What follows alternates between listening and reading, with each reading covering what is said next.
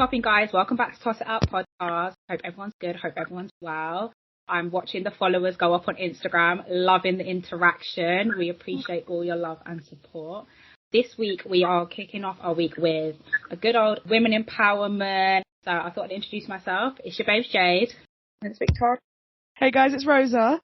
And it's Kenny. And this week, we've got a special guest, and we are interviewing the lovely Tiwa. Do you want to introduce yourself?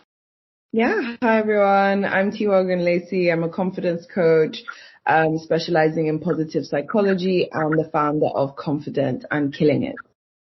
I literally fell asleep to your podcast last night, and I love it. Just everything. I'm just like, yes, please. Oh, amazing. Thank you.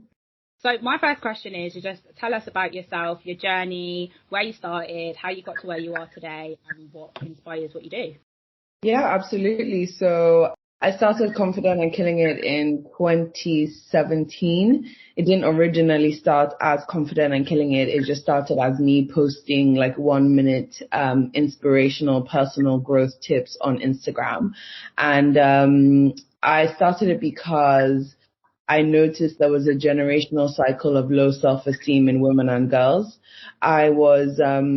When I graduated from university, I was working in a job that I really hated, and I was looking for something more fulfilling and purposeful to do with my life. So I started volunteering as a youth leader, and all the girls that I was shadowing had confidence issues, and they didn't love themselves, and they needed serious help with that.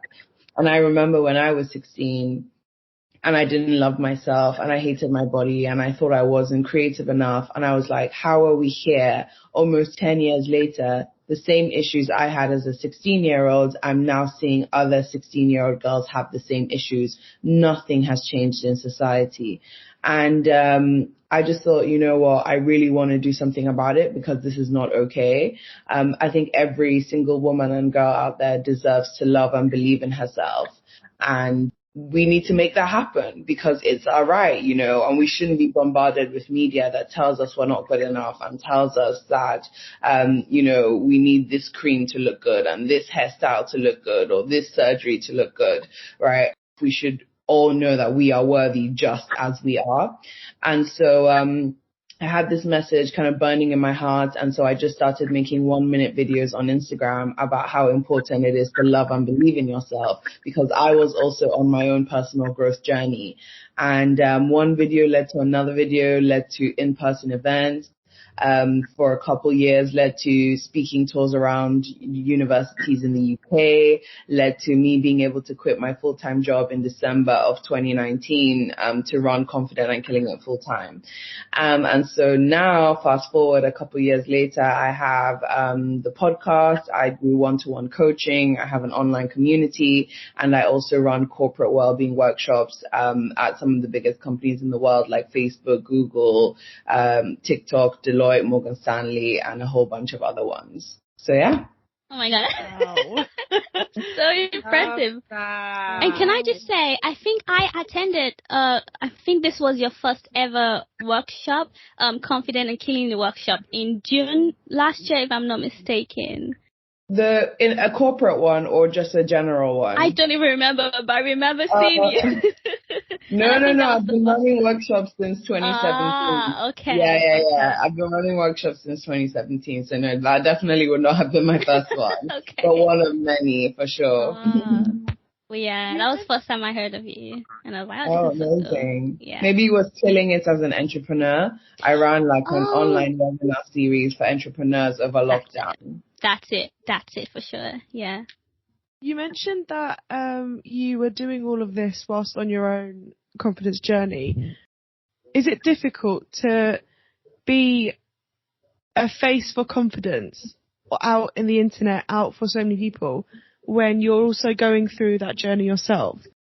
Yeah, really great question. It's actually fine because of how I've defined confidence. So for me, confidence is not perfectionism.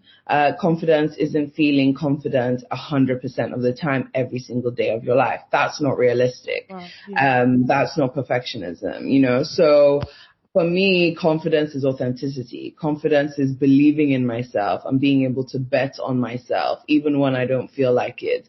And being able to go out of my comfort zone, being able to talk about my wins and my losses, being able to celebrate myself and also talk about my struggles. So really, I'm just being myself and I'm being authentic as I share my journey. And if you like that, you can come along and be a part of my confidence journey. But if you don't like that, and if you want another type of confidence, you can go somewhere else. So I really don't let like pressure of society and what other people will think and showing up perfectly all the time, because that's not realistic. Like I actually have a struggles highlight on my Instagram page where whenever I'm feeling insecure, I will make a struggles video, because I never want anyone to come onto my page and be like, oh my gosh, she's so perfect, she's so confident all the time. That's not true. That's not my reality. So I'm always like keen to show what my reality is and stay true to that. I love that. I wish I had that when I was a teen. I mean, I still need that, so I'm definitely all over that. But like, especially when you're so like young and impressionable, that is so amazing.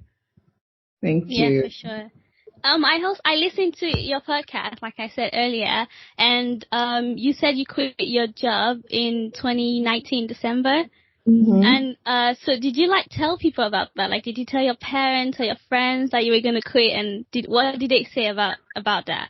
And like, what made you confident in your decision? Because that's something I struggle with. I like anytime I want to make a decision, I have to go tell people. I'm like, oh, this is what I'm going to do, just to hear what they're going to say and if they think it's a terrible idea. And the moment anyone says, oh, that's a terrible idea, I'm like, oh, yeah, you're right. That's a terrible idea. And I've always struggled with like, just like believing myself, especially in that moment. But later when I go and think about it, I'm like, no, that's a good idea. That's a good idea. But you know, how did you feel confident that this is my decision? I don't care if everyone understands this, but I'm going to do it. Yeah, I think learning to trust your intuition and listening to your body and your gut feeling is really, really important. So for me, I never really got anxiety or had like panic attacks or anything, but I started getting panic attacks going into work. And for me, that was a sign that something isn't right here anymore. I would be at work and my chest would be tight, and activities that I used to love doing, all of a sudden, I just found no joy in doing them whatsoever. So there was definitely something in me that was screaming at me that it's time to go. I think you always have those kind of seeds, those thoughts that are just kind of lingering. And the more you ignore it, the louder it gets. So I had the thought to like quit my full-time job in June of 2019, but I was just like, oh no, it'll be fine. Let me just keep going. Let me like, no, right. And the more you ignore it, the bigger the signs become that it's really time for you to leave. So, the day I even handed in my notice in, I didn't plan to hand in my notice that day. I had been in work and I had just had a really successful meeting with a client, like everything was going really well. But I was just sat at my desk and I almost literally just burst into tears. And I just felt myself beginning to cry, and I was just like, oh my gosh, I ran to the bathroom and I was just like breathing and trying to like calm myself down. And I was like, you know what, it's time. And I literally just like, my manager was in New York at the time, and I literally just like set up a call with them. And an hour later, I was like, I'm really sorry, but I can't do this anymore, and I have to leave. But I gave them, like 2 months notice. So I had enough time to feel like I was leaving on a positive note, like wrapping up everything at work while still being able to honor my calling that was calling me more towards confident and killing it.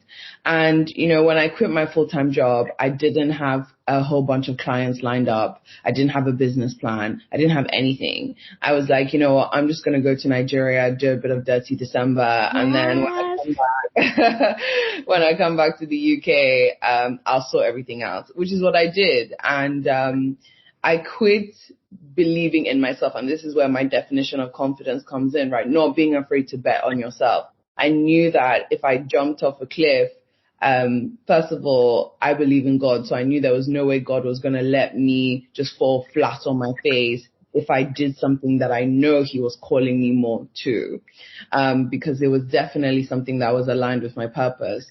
And I also knew that you can never lose when you bet on yourself. So I always knew that, leaving my full-time job, betting on myself would always end in some sort of success. And so I just bet on that I would figure it out as I went along, and I absolutely did. So yeah. I love that. I feel so inspired right now. You're gonna get me quit my job. Because I've been feeling more of that lately, where I feel like, you know what, I'm gonna figure it out. I'm like, okay, I can do this. But like sometimes when you hear someone, like for example, who's like an older person who's like, are you sure? Like, no, you shouldn't do this. Like, nobody does that. And you're like, yeah, but I want to.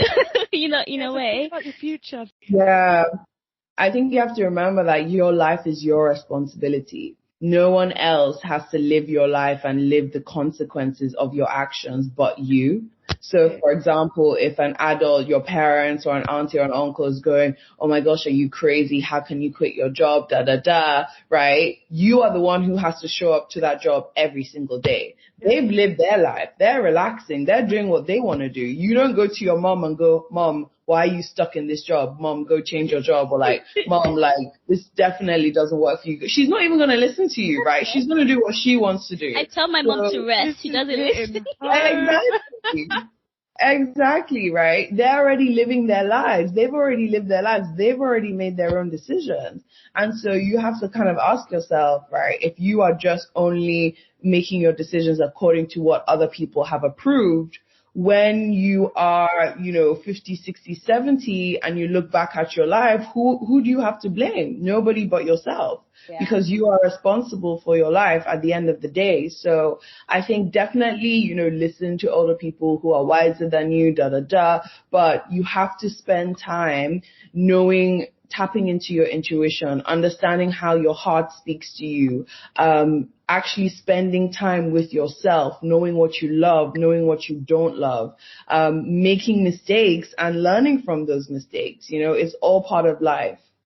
That's so amazing. My question is, in terms of when you did come back from Nigeria and you was like, I'm going to sort everything, I don't have a business plan. Yeah, I'm freelance as well, and I know how hard it is to structure your day and to feel so overwhelmed.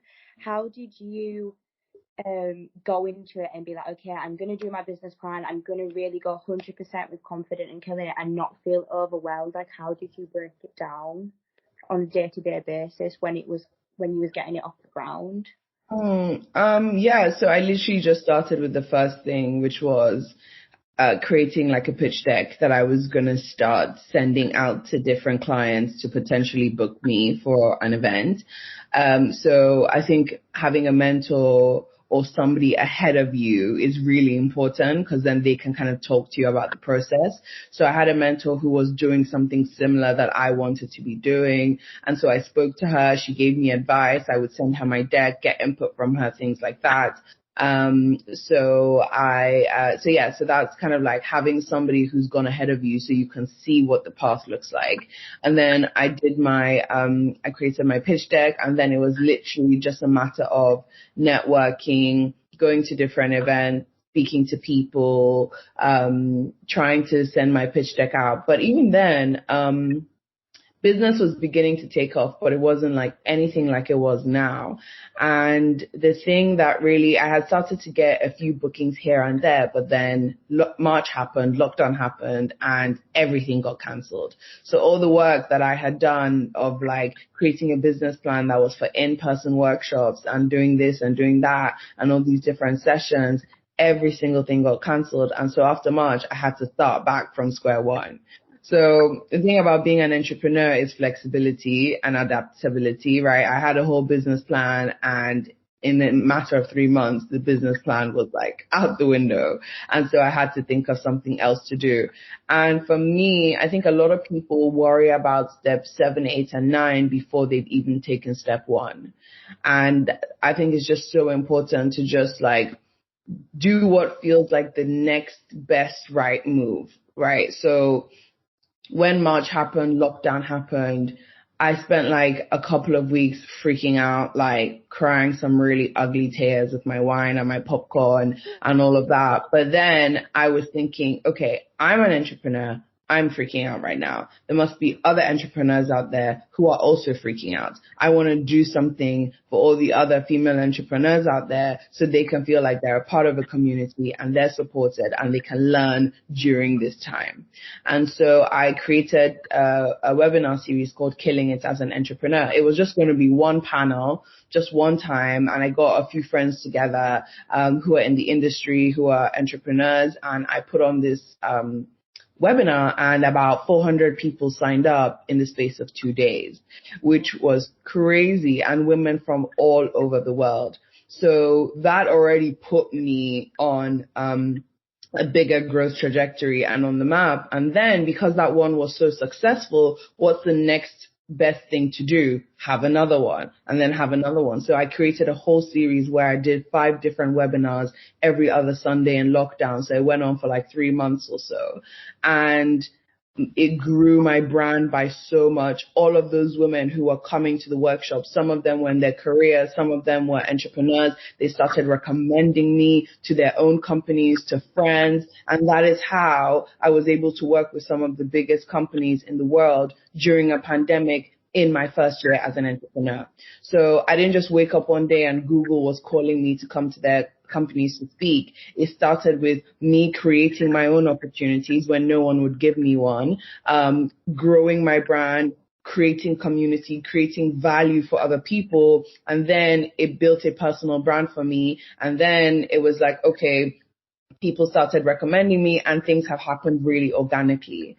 So I just kind of always think, okay, what needs to happen right now? What's the next best thing to do? And I do it and then see what happens from that and then make another decisions from there. And it might sound a bit scary because, you know, people love to plan.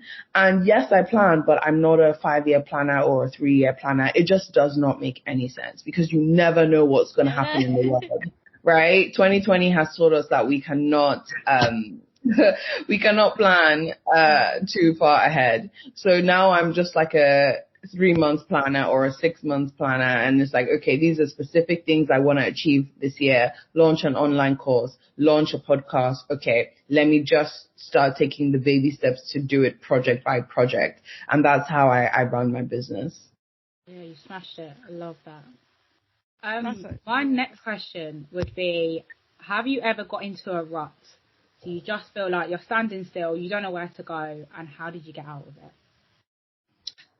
Yeah, absolutely. It happens a lot. So the first thing I would do is, first of all, you know, emotions are 100% natural. I used to be one of those people who was like, ew, emotions, I don't do that. I'm like, you know, high-powered, flying, go-getter. I don't do vulnerability. Like, I'm just go all the time. And that was me when I was younger. But now that I'm more mature and understand that life is a roller coaster, I definitely understand that you will have ups and downs, and that is part of the process. So now instead of running away from my negative emotions, when they do come, I embrace them because that is just a natural part of life. So, first things first, when you're dealing with negative emotions or being stuck in a rut, is to acknowledge what you're feeling. It's to actually acknowledge the situation. So on days I feel like shit, I will acknowledge that I feel like shit. You know, because there's no point pretending like it's not there. It is there, and it can actually give you so much wisdom and help pinpoint you to something in your life that you've been ignoring. So first step is to acknowledge. Second step is to articulate what is going on. I often get into seasons where I just feel numb. I'm such a passionate person, but then I can also just go completely numb and have no feelings for anyone or anything. And I feel that.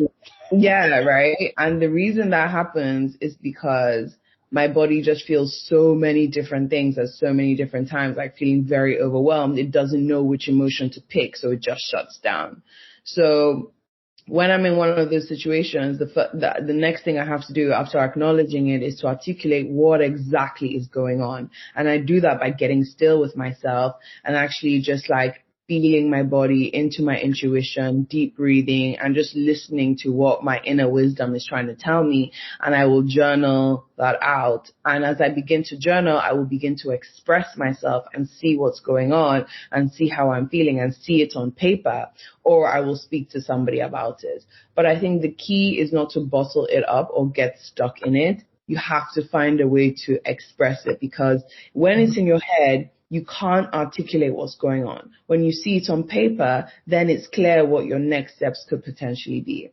So I will always journal or speak to somebody about it, and then that lets me see a way forward, and then I will take the next best step to help me get out of the rut. And that often goes back to doing what helps me honor my values. So your values are the essence of how fulfilled you feel in life. So if you feel very fulfilled, it means you're honoring your values. And if you feel like there's something missing in your life, it means there's a value that you are not honoring. So what I will do is I'll reflect on all my different values. Am I honoring my value of adventure, of creativity, of, passion, of impact? I will look at all my different values and give them a score on a scale of 1 to 10, how well I am honoring this value in my life right now. And the one with the low scale is the one I will first start with to see how I can move that from a lower scale to a higher scale. Wow. I'm definitely gonna listen to this again. Yeah. Every night. So good. I've got a question about you said you were a confidence coach as well. Mm-hmm. If a client comes to you and they say, I need to work on my confidence, and obviously they give you some sort of background, what is the first step that you would recommend to them? They've identified what they need to work on and things like that. What is the first step that you tell them to do to start the journey? So the first thing you need to do when you're building your confidence is to find and articulate what your strengths are, because confidence comes when you align your strengths and your passions and you live in that alignment. So the reason why I'm so good at what I do is because I'm literally using my strengths every single day when I'm showing up to do this. I'm not living from a place of weakness, I'm living from a place of strength, and that makes such a big difference. So when I ask people to tell me what their strengths are, they're like, ooh, strengths, like looking left and right, looking up at heaven, hoping something just drops down. And when I ask people to tell me what their weaknesses are, they're like, oh, I'm terrible at this, I'm so bad at that, I'm always late, I'm so awkward at da. And if you know your weakness is more than your strength, it means the story and the narrative playing in your mind is a negative one. And your thoughts lead to your feelings, and your feelings lead to the actions that you take or you don't take. So having negative thoughts constantly playing over and over in your mind about how you're not good enough and how you're awkward and how you're bad at public speaking, that leads to feeling down and anxious with low self-esteem, and that leads to you procrastinating and retreating and not taking action on your life. So got to do the reverse, which is change the song, change the narrative in your mind so that it is actually something that empowers you instead of something that sabotages you. So first things first, articulate your strengths. Then and I have resources on my website for anyone who struggles to do this. If you just go on www.confidentandkillingit.com, you will see a strengths finder worksheet, which you can do to help you articulate what your strengths are. And then next thing is to articulate what you're passionate about, and then look at how your strengths help you support what you're passionate about, and look for the alignment between those two things and make it a goal and dedicate your life to living in that alignment. And then the next thing is to use your strengths to challenge negativity when it arises. For example, when the imposter syndrome comes, maybe you have a big meeting or something and your negative thoughts are like, who do you think you are to be in this room with all these talented people? And we just go, oh yeah, oh my gosh, who do I think I am? This is bad. I'm going to mess this up. Let me retreat and not even go to the meeting, right? No, don't do that. Challenge it. Ask it, why? Who says I don't have what it takes to be in this room? Who says I'm not worthy enough to be in this room? I do that. Right? Yeah, absolutely. You have to do that. You have to challenge it. Now, you can't just challenge it by going, no, I'm not. I'm a confident person. Leave me alone. That's not how it works. You have to say something very strategic and factual back to that imposter syndrome and back to those negative thoughts. So, for example, you can go, I am resilient because I can bounce back from different situations. And a time when I bounced back was when COVID happened and I lost all my business. I managed to build it back up again. You know, so you got to know your strengths. You got to know why you are that strength, and you need to know a time when you demonstrated that strength. You can't just say, yay, I'm confident. Yay, I'm resilient. Yay, I'm strong. Okay, tell me why you are strong. Tell me when you have shown your strength and your resilience. And you have to keep those memories at the forefront of your thinking. So when the self-doubt comes, you have something to hit back with it immediately. That is everything I needed to hear. I was listening to that like, oh my goodness, this is the answer. Cause you know what? Something I do is I'm always like, I'm confident. And I am. I'm always like, oh, I've got my insecurities, but I'm confident. But I used to think before 10 seconds ago that I was confident because I knew what my weaknesses were and I knew I had to work on them. But now I'm thinking about like everything you just said, and I'm like, ooh, there's a perspective I didn't have. Yeah, absolutely. That makes so much sense. It's good to know your weaknesses so you can manage them, but you can't just stop there. You've got to know your strengths more than your weaknesses. So when you think of yourself, you're not just thinking like, oh, I know I'm not good at this, but at least I know I can manage it. No, you want to think, actually, I am something amazing. I am brilliant. I am skilled. I am talented. You know, that's what you want to be thinking about yourself, is the more empowering thoughts versus the less empowering thoughts.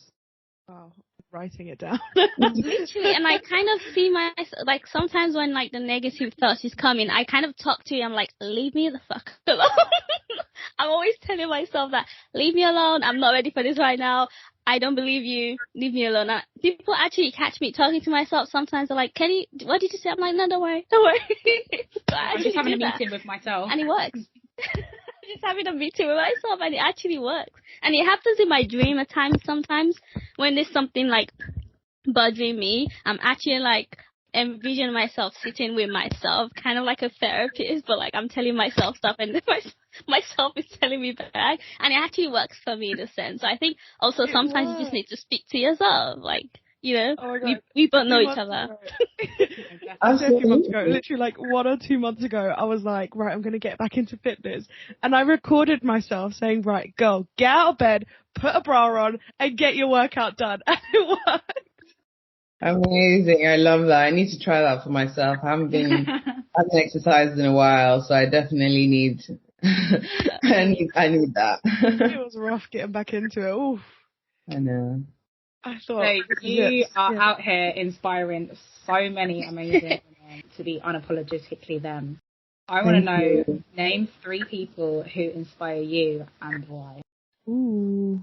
Yeah, I always say if Oprah and Beyonce got together and had a baby, I would be the result of that fabulous combination.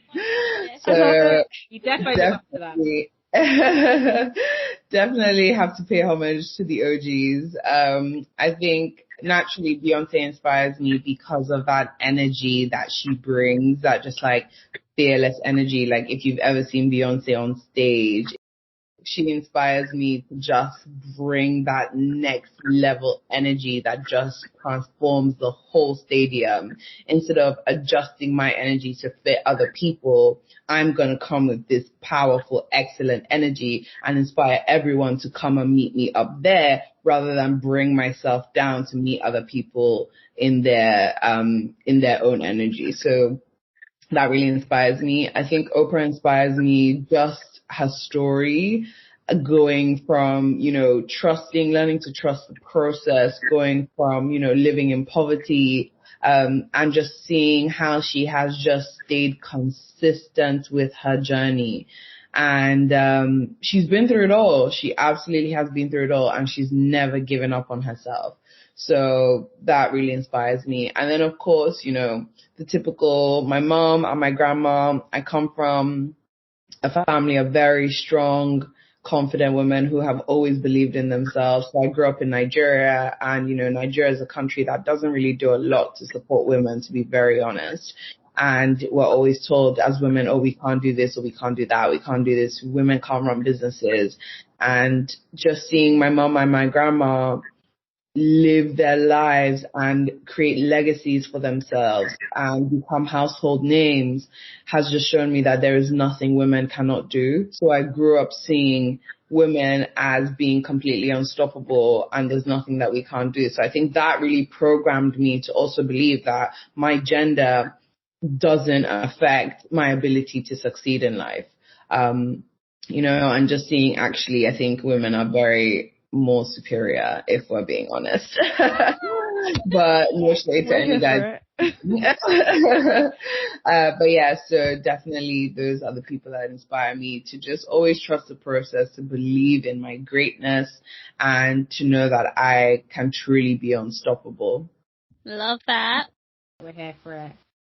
How do you like enjoy life? And I know this is like a random question, but I feel like that's something I'm trying to do because I don't feel like I know how to enjoy myself. And obviously there's so many things people do, like some people say just watch a movie, which is all I spend my time doing. So like when you want to enjoy yourself, when you want to like just not work and just live life, what are the things that you kind of do and how do you just chill basically? I love that.